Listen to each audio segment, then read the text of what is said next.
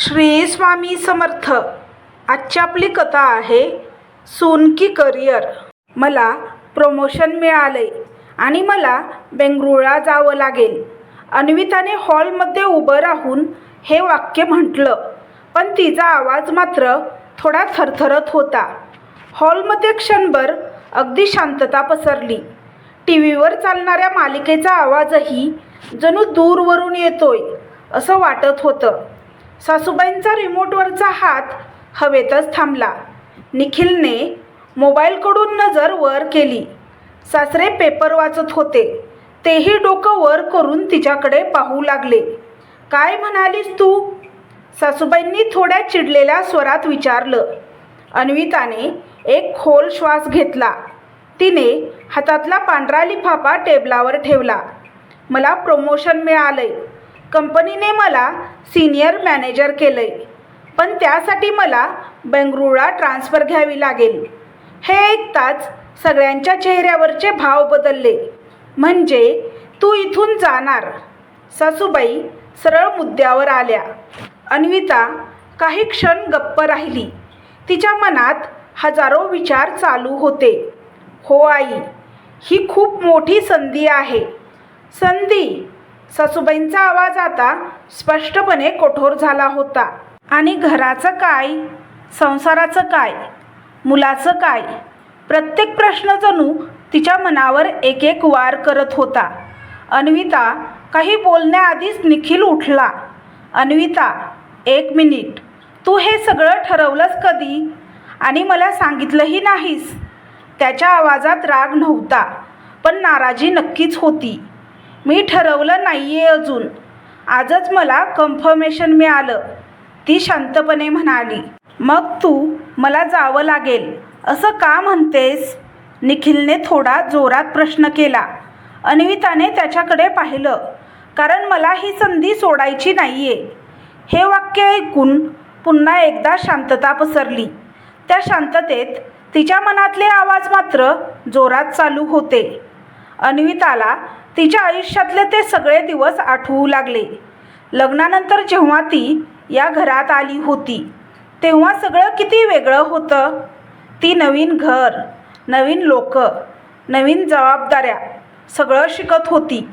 सकाळी लवकर उठणं, सगळ्यांसाठी नाश्ता बनवणं, घर आवरणं तिला काहीच अवघड वाटत नव्हतं, कारण ती मनापासून सगळं करत होती. निखिलही तेव्हा तिच्याशी खूप प्रेमाने वागायचा. दोघं संध्याकाळी फिरायला जायचे, वीकेंडला बाहेर जायचे. पण हळूहळू सगळं बदलत गेलं. जेव्हा तिला तिचा पहिला जॉब मिळाला त्या दिवशी ती किती आनंदात होती. निखिल, मला जॉब मिळाला, ती आनंदाने ओरडली होती. निखिलने तिला मिठी मारली होती. वा, ग्रेट, आता आपण दोघं मिळून सगळं करू. तेव्हा दोघं मिळून हा शब्द तिला खूप आवडला होता. पण तो शब्द हळूहळू फक्त शब्दच राहिला. पहाटे 6 वाजता उठून दिवस सुरू व्हायचा. सर्वात आधी स्वयंपाकघर, गॅसवर चहा, बाजूला डबे, मुलांसाठी नाश्ता, त्यातच सासूबाईंच्या आवडीनिवडी, सासऱ्यांची वेळ, निखिलचा टिफिन, सगळं परफेक्टली जमवायचं. मुलांना उठवायचं, त्यांना तयार करायचं आणि मग स्वतःसाठी 10-15 मिनटं काढून घाईघाईत तयार व्हायचं. ऑफिसला पोहोचल्यावर दुसरं आयुष्य सुरू व्हायचं. तिथे ती अन्विता मॅडम होती. Confident, smart, responsible. पण घरी परतल्यावर ती पुन्हा सून व्हायची. संध्याकाळी घरी आल्यावर विश्रांती नाही. पुन्हा किचन, पुन्हा काम, पुन्हा जबाबदाऱ्या. कधीकधी तिला वाटायचं मी थकले आहे, पण ते वाक्य तिच्या ओठांपर्यंत कधीच पोहोचलं नाही. एकदा तिने निखिलला हळूच विचारलं होतं, थोडी मदत करशील का? निखिलने लगेच उत्तर दिलं होतं, मला नाही आवडत ही कामं, तू मॅनेज कर ना. तेव्हा ती गप्प बसली, कारण तिला वाटलं ठीक आहे, आपण करू शकतो. पण दिवसेंदिवस ती थकायला लागली. तिच्या डोळ्याखाली काळी वर्तुळं दिसू लागली. शरीर जड वाटू लागलं. पण कुणालाही ते दिसलं नाही किंवा कदाचित कुणी पाहायचंच ठरवलं नाही. आज ऑफिसमध्ये जेव्हा तिचं नाव प्रमोशनसाठी अनाऊन्स झालं, सगळे तिचं कौतुक करत होते. तू डिझर्व करतेस हे, तू खूप मेहनत केली आहेस. तिच्या डोळ्यात आनंदाचे अश्रू आले होते. पण पुढच्या क्षणी एचआरने सांगितलं, तुला बेंगळुरूला शिफ्ट व्हावं लागेल. क्षणभर ती थांबली, पण मग स्वतःलाच म्हणाली, हीच ती संधी आहे. अन्विता, काहीतरी बोल ना. निखिलचा आवाज तिला परत वास्तवात घेऊन आला. ती सगळ्यांकडे पाहत होती. सासूबाईंच्या चेहऱ्यावर नाराजी होती, निखिलच्या चेहऱ्यावर गोंधळ आणि सासरे अजूनही शांत. तू जाऊ शकत नाहीस, सासूबाईंनी ठामपणे म्हटलं. का? अन्विताने पहिल्यांदाच सरळ प्रश्न विचारला. कारण तू या घराची सून आहेस. हे वाक्य तिच्या मनात खोलवर उतरलं. म्हणजे सून असणं म्हणजे स्वतःचं आयुष्य नाही का? ती हळू आवाजात म्हणाली. निखिल लगेच मध्ये पडला. तू मुद्दा वेगळ्या दिशेने नेत आहेस. नाही निखिल, मी फक्त माझा मुद्दा सांगते. तेवढ्यात सासरे पेपर बाजूला ठेवून उठले. ते हळूहळू अन्विताजवळ आले. तुला खरंच जायचं आहे का? त्यांनी शांतपणे विचारलं. अन्विताने त्यांच्या डोळ्यात पाहिलं. त्या डोळ्यात प्रश्न नव्हता, समजूत होती. हो बाबा, मला ही संधी सोडायची नाहीये. सासरे काही क्षण काहीच बोलले नाहीत, पण त्यांच्या चेहऱ्यावर एक विचार दिसत होता. जणू ते काहीतरी ठरवत होते. त्या रात्री सगळे झोपले, पण अन्विता जागी होती. ती खिडकीजवळ उभी राहून बाहेर पडणारा पाऊस पाहत होती. तिच्या डोळ्यातून शांतपणे अश्रू वाहत होते. ती मनात म्हणाली, मी इतकी वर्ष सगळ्यांसाठी जगले, पण आता मी स्वतःसाठी उभी राहू शकते का? बाहेर जोरात पाऊस पडत होता आणि तिच्या आयुष्यातही एक मोठं वादळ येण्याची चाहूल लागली होती. दुसऱ्या दिवशी सकाळ धावपळीत गेली. संध्याकाळी घरात सगळे होते, पण कुणीच मनापासून नव्हतं. सगळ्यांच्या मनात एकच विषय होता, अन्विताचं प्रमोशन आणि तिचा निर्णय. अन्विता जेवण वाढत होती, नेहमीसारखीच, सगळ्यांची आवड लक्षात ठेवत, कोणाला काय हवं ते पाहत. पण आज तिच्या मनात मात्र वादळ उठलं होतं. निखिल मोबाईलमध्ये काहीतरी पाहत बसला होता, पण त्याचं लक्ष तिथे नव्हतं हे स्पष्ट दिसत होतं. सासूबाई मुद्दाम काही न बोलता तोंड वाकडं करून बसल्या होत्या. सासरे शांतपणे सगळं पाहत होते. भाजी थोडी कमी तिखट झाली आहे, सासूबाईंनी अचानक टोमणा मारला. अन्विता थोडी दचकली. सॉरी आई, आज थोडं लक्ष नव्हतं. हो, लक्ष तर दुसरीकडेच आहे ना आता, सासूबाई म्हणाल्या. हे ऐकून अन्विताच्या हातातला चमचा थोडा थरथरला, पण ती काही बोलली नाही. जेवण झाल्यावर ती किचनमध्ये भांडी आवरत होती. पाणी चालू होतं, पण तिच्या डोळ्यातलं पाणी त्याहून जास्त होतं. मी इतकी मोठी चूक करते का? ती मनात म्हणत होती. तेवढ्यात निखिल आत आला. अन्विता, आपण बोलू शकतो का? त्याने शांत आवाजात विचारलं. ती वळली.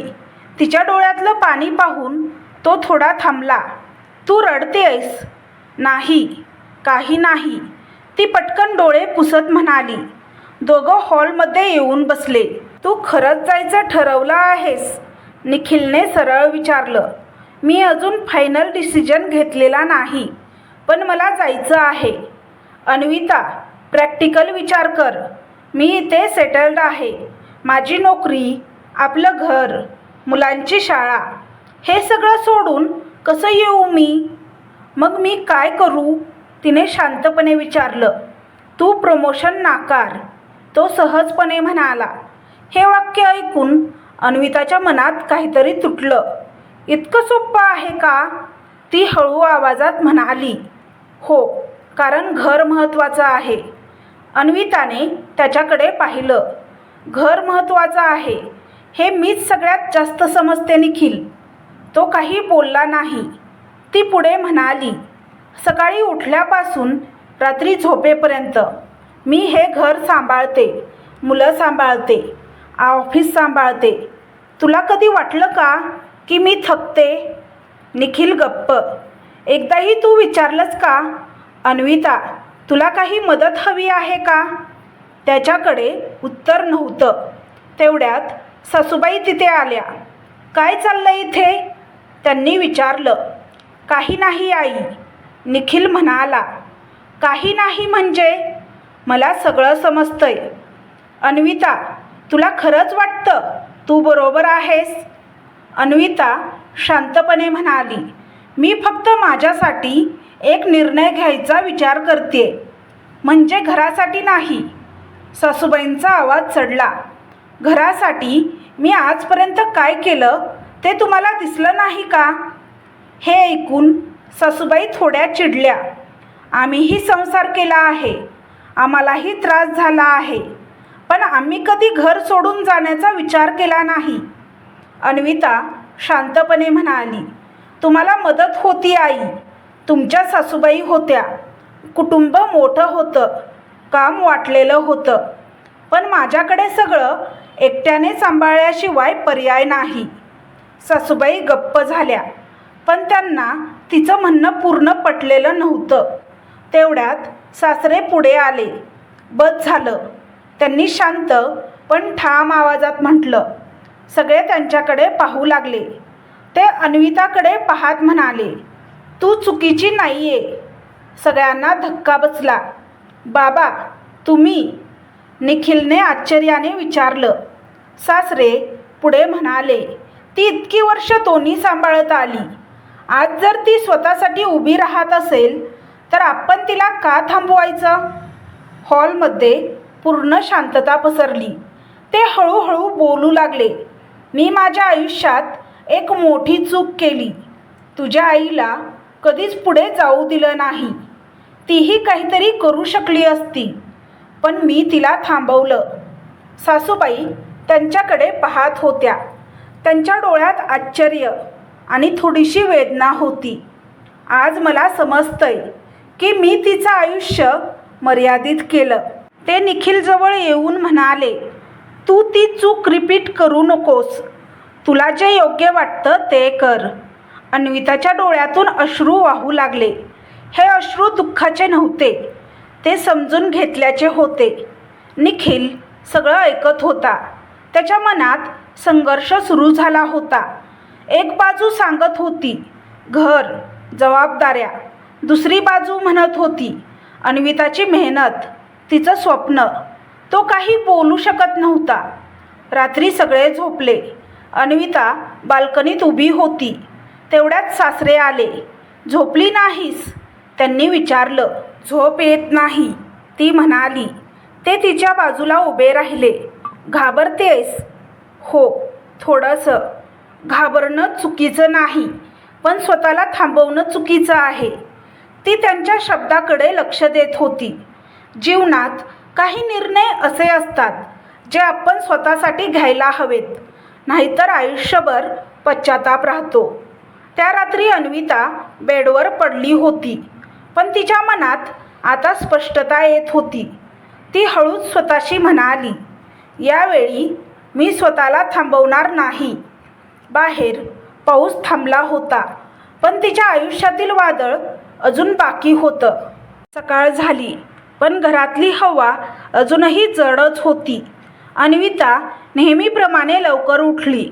स्वयंपाकघरात येऊन चहा ठेवला. डबे बनवायला सुरुवात केली. सगळं काही नेहमीसारखंच होतं, पण आज तिच्या मनात काहीतरी बदललं होतं. काल रात्री सासऱ्यांनी सांगितलेले शब्द अजूनही तिच्या मनात घुमत होते. स्वतःला थांबवणं चुकीचं आहे. ती काम करत होती, पण तिचं मन आतून शांत होतं. जणू काही तिने स्वतःशीच एक निर्णय घेतला होता. अजून शब्दात नाही, पण मनात पक्का. तेवढ्यात तिची मुलगी आरोही किचनमध्ये आली. आई, ती हळू आवाजात म्हणाली. अन्विता वळली. अगं उठलीस? दूध देते. पण आरोही तिथेच उभी राहिली. आई, तू खरंच जाणार आहेस का? हा प्रश्न ऐकून अन्विता काही क्षण थांबली. तिने हळूच गॅस कमी केला आणि तिच्याकडे वळली. तुला कोणी सांगितलं? काल तुम्ही सगळे बोलत होतात, मी ऐकलं. अन्विताच्या मनात कळ उठली. तुला वाईट वाटतंय का? तिने हळू आवाजात विचारलं. आरोही काही क्षण शांत राहिली. मग तिच्या डोळ्यात पाणी आलं, थोडंसं. ती म्हणाली. अन्विता तिच्याजवळ बसली. का गं? कारण तू नाही असशील तर घर रिकामं वाटेल, आरोही म्हणाली. हे ऐकून अन्विताच्या डोळ्यात पाणी आलं. तिने तिला मिठी मारली. पण तू नेहमी म्हणतेस ना की स्वप्न पूर्ण करायची असतात. अन्विता दचकली. हो म्हणते. मग तू का नाही करत तुझं स्वप्न पूर्ण? आरोहीने निरागसपणे विचारलं. हा प्रश्न साधा होता, पण खूप खोल होता. अन्विताकडे उत्तर नव्हतं. तेवढ्यात तिचा मुलगा आर्यनही आला. आई, काय झालं? आरोहीने लगेच सांगितलं. आई बेंगळुरूला जाणार आहे. आर्यन थोडा विचारात पडला. मग जाऊ दे ना. अन्विता आश्चर्याने त्याच्याकडे पाहू लागली. तुला वाईट नाही वाटणार? वाटेल, पण तू खुश असशील ना? हे ऐकून तिचं मन भरून आलं. मी बाबा आणि आजी आजोबांना सांभाळेल, तू टेन्शन घेऊ नकोस, तो म्हणाला. त्या दोघांनी तिचे हात धरले.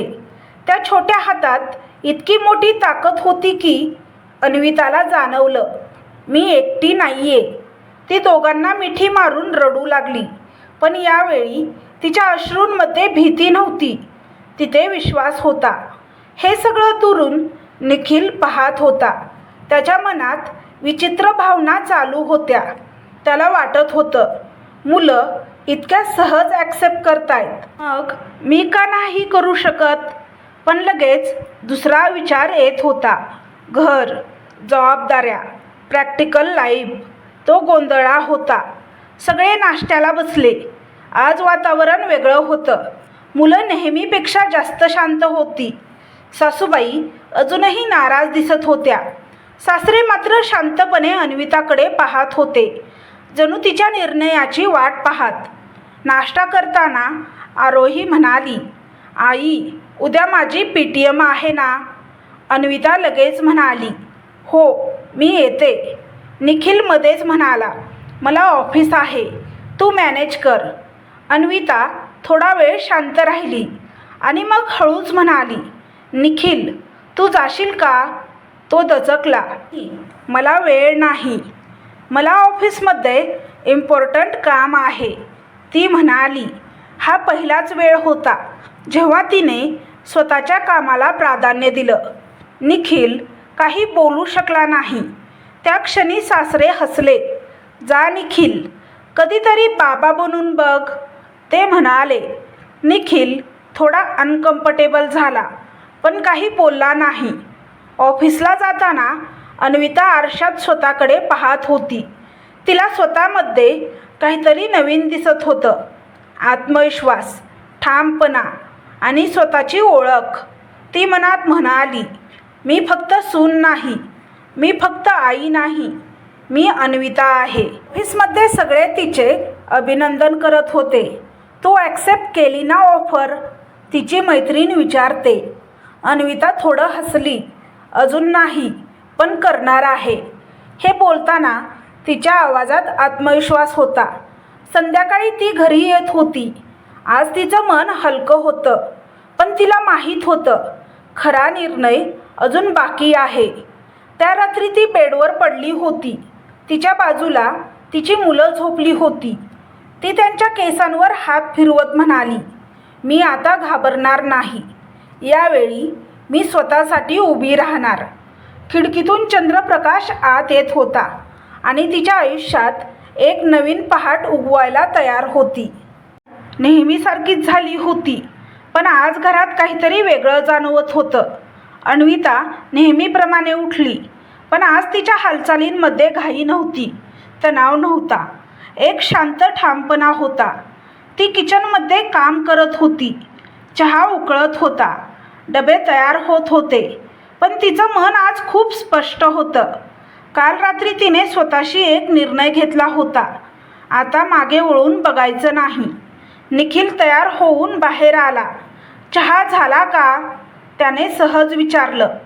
अन्विताने कप त्याच्या हातात दिला, पण आज तिच्या चेहऱ्यावर वेगळीच शांतता होती. निखिलने तिच्याकडे पाहिलं. तू ठीक आहेस ना? हो, खूप दिवसांनी ठीक आहे, ती हलकसं हसत म्हणाली. त्याला तिचं उत्तर समजलं नाही, पण काहीतरी बदललंय हे त्याला जाणवलं. मुलं तयार होऊन आली. आई, आज तू आम्हाला सोडणार का? आरोहीने विचारलं. अन्विता हसली. आज बाबा सोडतील तुम्हाला. निखिल दचकला. मी? हो, कधीतरी ट्राय कर, ती शांतपणे म्हणाली. सासरे बाजूला बसून हे सगळं पाहत होते. त्यांच्या चेहऱ्यावर समाधान होतं. सगळे बाहेर गेल्यावर घरात फक्त अन्विता आणि सासूबाई उरल्या. सासूबाई अजूनही थोड्या नाराज होत्या. तू खरंच जाणार आहेस? त्यांनी पुन्हा विचारलं. अन्विता त्यांच्या जवळ बसली. हो आई, पण घर सोडून नाही, स्वतःला शोधायला जाते. म्हणजे आम्ही अडथळा आहोत का? त्यांनी दुखावून विचारलं. नाही आई, तुम्ही माझं कुटुंब आहात, पण मी स्वतःलाही महत्त्व द्यायला शिकते. सासूबाई काही बोलल्या नाहीत, पण त्यांच्या डोळ्यात विचार दिसत होता. त्या दिवशी निखिल मुलांना शाळेत सोडायला गेला. पहिल्यांदाच PTMमध्ये बसताना त्याला लक्षात आलं, शिक्षक काय सांगत आहेत, मुलांचे प्रश्न, त्यांची प्रगती, हे सगळं अन्विता एकटी सांभाळत होती. येताना तो विचारात पडला. मी खरंच कधी तिच्या जागी उभा राहून पाहिलं आहे का? संध्याकाळी सगळे घरी परतले. हॉलमध्ये सगळे बसले होते. अन्विता शांतपणे पुढे आली. तिच्या हातात तोच पांढरा लिफाफा होता, पण आज तिच्या चेहऱ्यावर भीती नव्हती, फक्त आत्मविश्वास होता. ती सगळ्यांकडे पाहत म्हणाली, मी ठरवलंय. सगळे शांत झाले. मी बेंगळुरूला जाणार आहे. सासूबाई काही बोलणार इतक्यात तिने पुढे सांगितलं, कारण ही फक्त नोकरी नाही, हे माझं स्वप्न आहे, माझं अस्तित्व आहे. तिचा आवाज आता ठाम झाला होता. मी इतकी वर्ष सगळ्यांसाठी जगले, एकदाही तक्रार केली नाही, पण आज मला स्वतःसाठी उभं राहायचं आहे. ती थोडा वेळ थांबली आणि मग शांत पण ठाम आवाजात म्हणाली, मी जाते, आणि यावेळी कोणी माझ्यासोबत आहे का? पूर्ण घर शांत झालं. तेवढ्यात सासरे उठले. ते तिच्या जवळ आले. मी आहे तुझ्यासोबत. अन्विताच्या डोळ्यात पाणी आलं. मुलं धावत आली आणि तिचा हात धरला. आई, तू जा, आम्ही तुझ्यासोबत आहोत. ती त्यांना मिठी मारते. निखिल सगळं पाहत होता. त्याच्या मनातलं सगळं स्पष्ट होत होतं. तो हळूहळू उठला. अन्विताजवळ आला. काही क्षण तो काही बोलला नाही. मग म्हणाला, आज मला समजलं, तुला थांबवणं म्हणजे तुझ्यावर प्रेम नाही, तुला उडू देणं म्हणजे खरं प्रेम. अन्विताच्या डोळ्यातून अश्रू वाहू लागले. यावेळी मी तुझ्यासोबत आहे. तू जा बेंगळुरूला. सुट्ट्यांमध्ये आम्ही तुला भेटायला येऊ, व काही दिवसानंतर मी पण बेंगळुरूला ट्रान्सफर घेईन. काही दिवसांनी बेंगळुरूचा एक फ्लॅट. अन्विता बाल्कनीत उभी होती. तिच्या चेहऱ्यावर समाधान होतं. निखिल तिच्या बाजूला उभा होता. मुलं घरात खेळत होती. सासरे सासूबाईही त्यांच्यासोबत खेळत होते. ती मनात म्हणाली, स्वतःसाठी उभं राहणं म्हणजे घर तोडणं नाही, तर घराला नवीन अर्थ देणं आहे. आकाशात सूर्य मावळत होता, पण तिच्या आयुष्यात एक नवीन सुरुवात होत होती. स्त्रीने स्वतःसाठी उभं राहिलं तर ती घर सोडत नाही, ती स्वतःला शोधते. तर तुम्हाला ही कथा कशी वाटली हे कमेंट बॉक्समध्ये कमेंट करून नक्की सांगा. कथा आवडल्यास व्हिडिओला लाईक, शेअर, सबस्क्राईब करा. व्हिडिओला हाईप करा, जेणेकरून हा व्हिडिओ जास्त प्रेक्षकांपर्यंत पोहोचेल. व्हिडिओ पाहिल्याबद्दल तुमचे मनापासून धन्यवाद. श्री स्वामी समर्थ.